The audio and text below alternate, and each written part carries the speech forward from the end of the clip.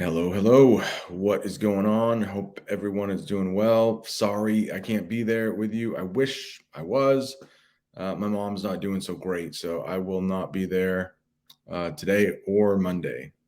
But I should be there on Tuesday. All right, so it's unlikely that we had a class discussion because I'm not there. So let me briefly recap, just in case anybody was missing yesterday or they've forgotten what's going on. Remember, Tori had some visions, never got back to Jules and Sawyer. They go visit her at the hospital, and Jules just goes off on her. Hey, it's your fault these people are dead. I keep going back to Tori's point of view. Like, we know all the information. For two books, we've seen the visions keep getting worse, and then it's about to happen. Tori knows none of that. She had the mom that was protecting her, doing her best to protect her. Her daughter just gotten shot. I mean, I get that. Two crazy people coming in talking about visions. And then Tori can't even text anybody back because the visions are so bad she can't see her phone. So she probably thinks she's like going crazy. And then the people die of carbon monoxide poisoning, and then the vision stops. So she feels like, oh, I'm cured. And then Jules comes in and says, well, you did this. So that's where we're going to pick up, right in her hospital room, and all of that information sinking in, and it kind of matches up probably for Tori. And then Jules is going to put on that guilt trip, like, hey, if it wasn't for Sawyer acting on his vision, you would be dead. Now we think that she's going to get another vision, right? And today there's going to be a little bit of talk. Some classes have been talking about the dad and his visions and stuff. So that's actually going to be brought up a little bit, a hint, maybe a little foreshadowing. So I think we will get more information on that. All right. We are right at the top here. Where's the last words we read were like, do you? So she's pretty much in her face. Do you get it? So Sawyer, it looks like he's going to be like, whoa, whoa, whoa, maybe too much. Sawyer puts his hand on my shoulder and I stop talking. Tori weeps into her hand, teardrops falling between her fingers onto the newspaper. Yeah, so it's sinking in for her now. Mrs. Hayes at least has the dignity not to kick me out, but I don't need any encouragement to leave. I've had enough, and I think I said enough. Probably just a little too much. On the way home, my anger begins to subside, but there's still something that infuriates me, something I can't let go of. Her vision, I say after a while. It just went away. Just like it did for us after we risked our lives, only she didn't have to risk anything except motion sickness and her mom being mad at her. All right, there are the ads, new ads today. Honey Boo Boo. Probably you guys don't remember her, right? I think she was a little bit before your time. Sawyer nods. He's worn a thoughtful expression since we left the hospital. I noticed that. I'm not sure what I think about it either. Like, I should feel relieved, but really, I'm kind of pissed off about it. He drums the steering wheel with his thumb. Sure, might have been easier just to ride it out, pretend like people weren't dying. If we'd only known. I look at him. It wouldn't have been easier for me. The corner of his mouth twitches and his eyes don't leave the road. He reaches over and takes my hand. Okay, so a lot of inferencing on that page. I wish I was there. We would stop and talk about it, but I'm not there, so we can't stop and talk about it. But somewhere over there, I mean, you probably know this. You're probably sitting in your seat like, yeah. If she did nothing about her vision, Sawyer, hey, good news, Sawyer wouldn't have had his vision, but also Sawyer would have been dead. So it wouldn't have been easier for her. Sawyer seems like he's always kind of seemed like that, right? Like, if we just don't do anything about it, whatever, let nature take its course. Jules feels the exact opposite. All right, 21. I don't want to go to my Aunt Mary's. I don't want to talk anymore. I feel bad that I'm ignoring Trey and Rowan when I know they're probably reeling from all this too. But I can't help it. I need an escape right now. Like everything's closing in on me and I can't breathe. Sawyer takes me to his cousin's apartment. She's not home. Okay. We've had some scenes where we've had to skip things because Sawyer and Jules are alone. Luckily, this one isn't so bad, unless you consider eating to be PG-13. I don't think anybody does, right? All right. It's a cute little place. I'll highlight it just in case. Right there. It's a cute little place near the community college where she goes to school. Two tiny bedrooms and an even tinier bathroom, but a big kitchen. Isn't that how every home should be? Of course, her family owns a restaurant, right? Sit, Sawyer says when an Italian restaurant, sounding like his grandfather, Fortuno, magistrate of the evil Agnati Empire. A cook for you. I grin for the first time in days, sit down on the sofa and relax, reading Kate's fashion magazines while Sawyer bangs around in the kitchen. I text my mom. She knows where I am. So she knows where I am. It occurs to me just how much more freedom I've had since the restaurant burned down. Not only because I don't have to report for my job, but also because my parents have had too much stuff on their minds to keep up with their reign of terror over us. Our whole family has been forced to adapt, and that part at least has been in my favor. I look up and watch Sawyer cook, and I think how wonderful it is that we have this thing in common, how we learn to feed people from our parents, and they learn from their parents and grandparents, and so on down the line. Sawyer hasn't spoken about his parents since he moved out. I guess I've been hogging all the attention these days. Have you seen your parents lately? I asked. Stopped in to see my mom the other day. She's fine.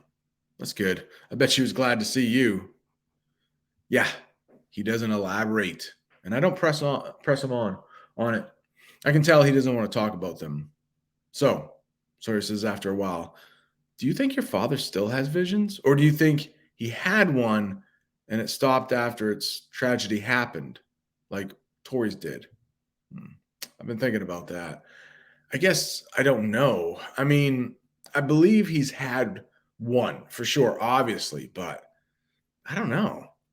I frown, puzzled. Something doesn't add up. Maybe it's not a repeating vision that's been driving his depression all this time, Sawyer says lightly, pulling toasted raviolis from the broiler and plating them in a small bowl of marinara and freshly grated cheese from here. It looks and smells like pecorino romano, but I'm not sure. Maybe it's the guilt of not having saved people. I think about that, and I don't know. I might never know. But I do know that I'm hungry and this bad boy in the kitchen can cook. All right, a little time goes by because we got that stuff there.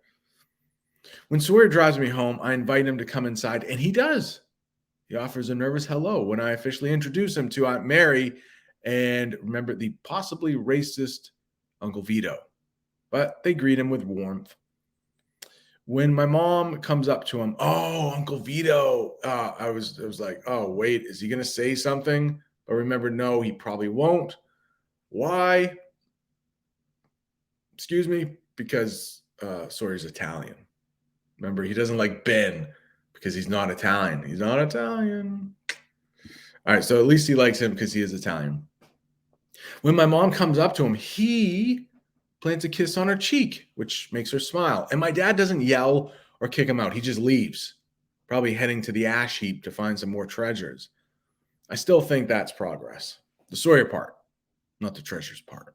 Yeah, so at least he doesn't kick him out, kind of accepts that he's there, then he goes off to do whatever he has to do. We'll find out what he does. Once Sawyer and I migrate to the living room with Trey and Rowan, I ask them, feeling a little ashamed, you guys doing okay? I'm really sorry I blasted out of here. It's just weird, Rowan says. I feel so bad. Trey nods. It sucks. It's like we had the power to do something and we didn't use it. No, not didn't. Sawyer says, couldn't. We did our best. We did everything we could think of to stop it, but we can't force some stranger to give us what we need. Now it's over, I say softly. I still can't believe it. I mean, I think so. There's nobody for Tori to pass the vision curse to. Tori told us the vision is completely gone. Sawyer explains. He fills in the others on our visit. That's a boring Friday night for the first time in forever. None of us are working. There's no vision to ponder. Ben shows up after a while, and we all hang out in Aunt Mary's living room, even the cousins. And we play this game called Apples to Apples. And after months of stress, It's like I'm finally starting to decompress. It's over. It's really over. All right. This is that false ending. I mean, we know we haven't read enough. It's that false ending. It's like, oh, everything's going to be fine. You've seen it in plenty of movies, books, all back to normal. And then maybe like the hand comes out of the ground or something. It's not. We have like a half a book to go. We know that probably Tori gets another vision. If you don't fix it, it just keeps repeating. Who knows? Do you pass it on to someone else? I don't know. Find out maybe by the end of the book if we have enough time. But all right, so dad's coming back. Dad, he's going to bring everybody down, right? When my dad comes home around 9, he doesn't have pocketfuls of scavenged, burned junk. He has ice chests and ice and bags of groceries. We stop our game and look up as he stands in the kitchen, arms laden. Two things, he says in his old familiar booming voice, and it shocks me to hear it again after so long. First, our new landlord just called and said we don't have to wait until the 15th. House is ready. Can move in on Sunday. We try not to cheer too loudly because we don't want to seem ungrateful, but we are all ecstatic over this news. And second, Dad continues, holding up a bag of groceries.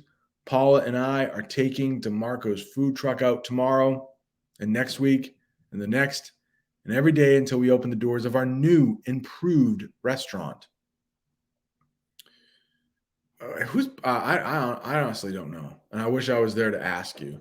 But who's Paula?